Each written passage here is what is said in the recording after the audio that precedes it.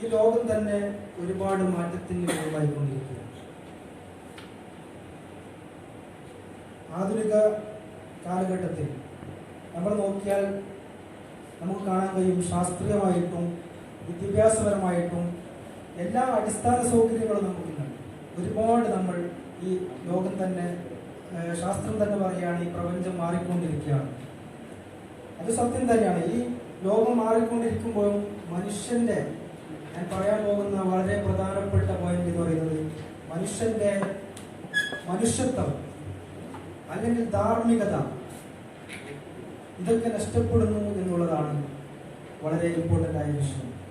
ലോകം മാറിക്കൊണ്ടിരിക്കുമ്പോൾ മനുഷ്യന്റെ സ്വഭാവങ്ങളിലും ജീവിത രീതികളിലൊക്കെ വലിയ മാറ്റങ്ങൾ സംഭവിക്കുന്നു എന്നുള്ളതാണ്. എന്തുകൊണ്ടാണ് മനുഷ്യന്റെ മനുഷ്യത്വം ഇങ്ങനെ നഷ്ടപ്പെട്ടു പോകുന്നത്? നമ്മളൊന്ന് ഫേസ്ബുക്ക് എടുത്ത് നോക്കിയാൽ, അല്ലെങ്കിൽ ഒന്ന് ന്യൂസ് വായിച്ചാൽ നമുക്ക് മനസ്സിലാവും എന്താണ് സംഭവിച്ചുകൊണ്ടിരിക്കുന്നത്.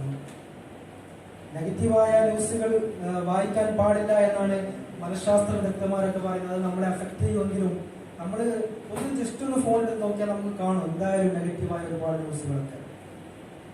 അപ്പോൾ നമുക്ക് മനസ്സിലാകും മനുഷ്യൻ എത്രമാത്രം അധപ്പതിച്ചു എന്നുള്ളത്. മനുഷ്യന്റെ ഓരോ പ്രവർത്തനവും മൃഗത്തെ പോലും നാണിപ്പിക്കുന്ന തരത്തിലേക്ക് നീങ്ങിക്കൊണ്ടിരിക്കുന്നു എന്നുള്ളതാണ് സത്യം. എന്തുകൊണ്ടാണ് മനുഷ്യൻ ഇങ്ങനായി പോകുന്നത്? നമുക്ക് വിദ്യാഭ്യാസത്തിന്റെ കുറവുണ്ട്. ഒരു വിദ്യാഭ്യാസത്തിന്റെ ഒരു കുറവും നമുക്കില്ല. പിന്നെന്താണ്? നമുക്ക് അടിസ്ഥാന സൗകര്യങ്ങളുണ്ട്, നമുക്ക് പഠിക്കാനുള്ള, ഇപ്പൊ നമുക്ക് യൂട്യൂബ് തുറന്നാൽ തന്നെ ഒരുപാട് സ്പീച്ചുകളുണ്ട്. ഇതൊക്കെ കേട്ടിട്ടും എന്തുകൊണ്ടാണ് മനുഷ്യൻ ഇങ്ങനെ അധപ്പതിക്കുന്നത്? എന്തുകൊണ്ടാണ് ഈ വർഗീയമായ ചിന്താഗതി മനുഷ്യനിൽ ഇങ്ങനെ അടിച്ചേൽക്കുന്നത്? അല്ലേ, നമ്മളെല്ലാവരും മനുഷ്യരാണ്. ഒരിക്കലും തന്നെ ഒരു മതവും മറ്റൊരു മനുഷ്യനെ വേർതിരിക്കാൻ പറഞ്ഞിട്ടില്ല. വിശ്വാസപരമായ വ്യത്യാസങ്ങളുണ്ടാകും, വിശ്വാസപരമായ ആചാരങ്ങളിൽ നമുക്ക് വ്യത്യാസമുണ്ട്, എന്നല്ലാതെ ഒരു മനുഷ്യനും വേർതിരിക്കാൻ പഠിപ്പിച്ചിട്ടില്ല. മുഹമ്മദ് നബി സല്ലല്ലാഹു അലൈഹി വസല്ലം തന്നെ നമ്മളെ പഠിപ്പിക്കുന്നത് അയൽവാസിന് പട്ടിണി കിടക്കുമ്പോൾ വയറ് നിറച്ചുണ്ടെന്നവൻ എണ്ണിൽപ്പെട്ടവനെ കാരണമാണ്. അതുപോലെ തന്നെ യേശു ക്രിസ്തു നമ്മളെ പഠിപ്പിക്കുന്നത് നിന്നെ പോലെ തന്നെ നിന്റെ അയൽക്കാരനെ സ്നേഹിക്കുക.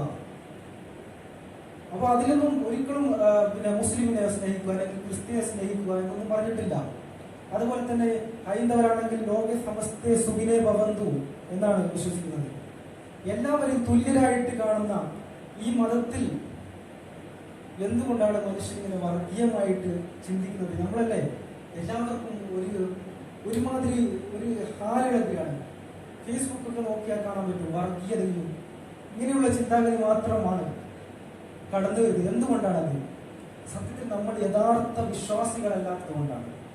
മതങ്ങളെ കുറിച്ച്, ഒരു മതത്തെ മാത്രമല്ല എല്ലാ മതങ്ങളെ കുറിച്ചും പഠിക്കണം. ഞാൻ അതിനുള്ള ശ്രമം നടത്തിക്കൊണ്ടിരിക്കുകയാണ്.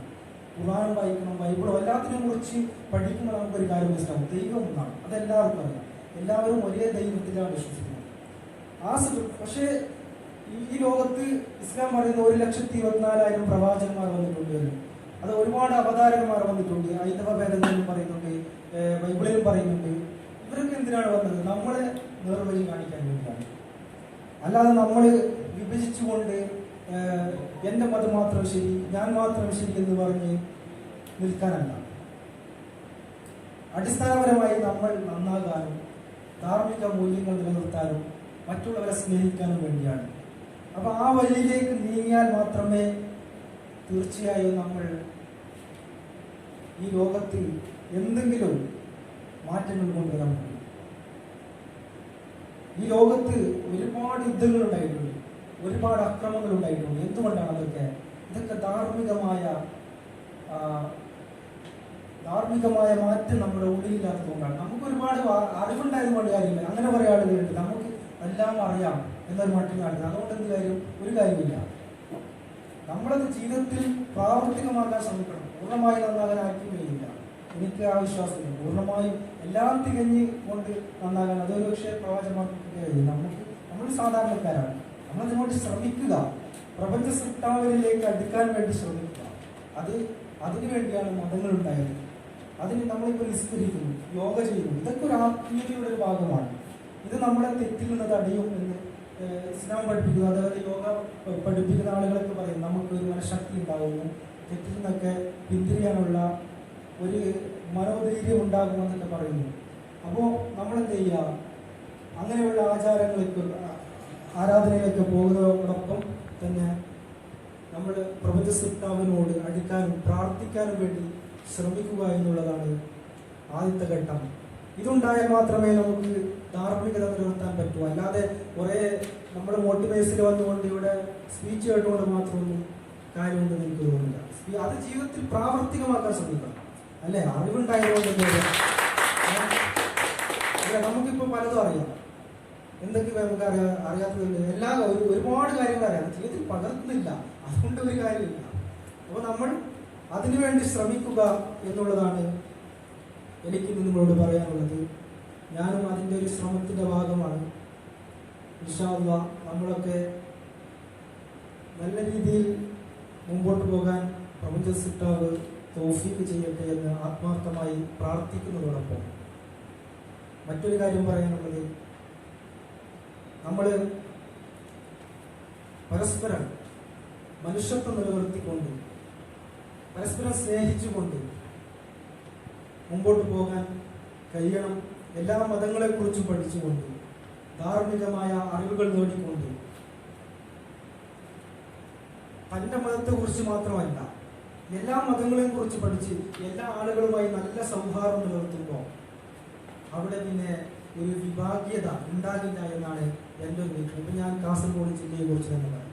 ഞങ്ങളെ കാസർഗോഡ് ജില്ലയിൽ ചില ഏരിയകൾ ഇപ്പം ഞങ്ങൾ എൻ്റെ ചേട്ടൻ്റെ ഇടയ്ക്കുള്ള ഒരു പ്രശ്നമില്ല. ഞങ്ങൾക്ക് നല്ല മത സൗഹാർദ്ദത്തോടെ പോകുന്ന ആൾക്കാരാണ്, വളരെ സ്നേഹിച്ചുകൊണ്ട് എല്ലാ കാര്യത്തിലും ഹാപ്പിയാണ്. പക്ഷെ ചില ഏരിയകളിൽ വല്ലാത്ത വർഗീയത നിങ്ങൾക്ക് കേട്ടിട്ടുണ്ടാവും. വർഗീയത എന്തുകൊണ്ടാണത്? അവർ പരസ്പരം ബന്ധമില്ലാത്തതുകൊണ്ടാണ്, സംസാരിക്കുന്നില്ല. അവർ എന്താ പറഞ്ഞാൽ കുറച്ചാളുകൾ തുളു മാത്രം സംസാരിക്കും, മലയാളമില്ല. അപ്പൊ ഇങ്ങനെ ഒരു ബന്ധമില്ല. ഞാൻ മനസ്സിലാക്കിയതാണ്, ബന്ധങ്ങളില്ലാത്തത് കൊണ്ടാണ് പ്രധാനമായി ഈ വർഗീയതയും ഇതൊക്കെ വരുന്നത്.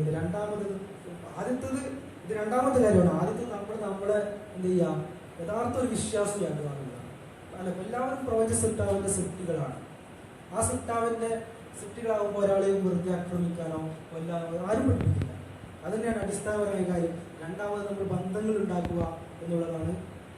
ഇതൊക്കെ ഉണ്ടാക്കിയാലേ നമുക്ക് ധാർമ്മികത നിലനിർത്താനാവും. എന്നാൽ ഈ ലോകത്തിന് മുമ്പോട്ട് പോകാൻ കഴിയും. അല്ലാത്ത പക്ഷം നമ്മൾ വെറുതെ വർഗീയതയ്ക്കും കുത്തിന് പകരം കുത്ത് എന്ന രീതിയിൽ പോയാൽ പിന്നെ ഇവിടെ ഒരിക്കലും സമാധാനം ഉണ്ടാകില്ല. ലോക സമാധാനം എന്ന് പറയുന്നത് നമ്മൾ വലിയ പ്രസംഗിച്ചു. ലോക സമാധാനത്തിന് വേണ്ടി ഒരുപാട് സമ്മേളനം നടത്തുന്നു, ഒരുപാട് പരിപാടി. അതുകൊണ്ട് എന്ത് കാര്യം ഉണ്ടാവും? എന്നിട്ട് ലോക സമാധാനം ഉണ്ടാകുന്നുണ്ടോ? ഇല്ല. പ്രശ്നങ്ങൾ തന്നെയാണ് എന്നും. എന്തുകൊണ്ടാണ്? നമുക്ക് ആദ്യം സമാധാനം ഉണ്ടാകേണ്ടത് നമ്മുടെ മനസ്സിൽ നിന്നാണ്. നമ്മുടെ മനസ്സിൽ ഒരു ആത്മീയതയുണ്ട് എങ്കിൽ തീർച്ചയായും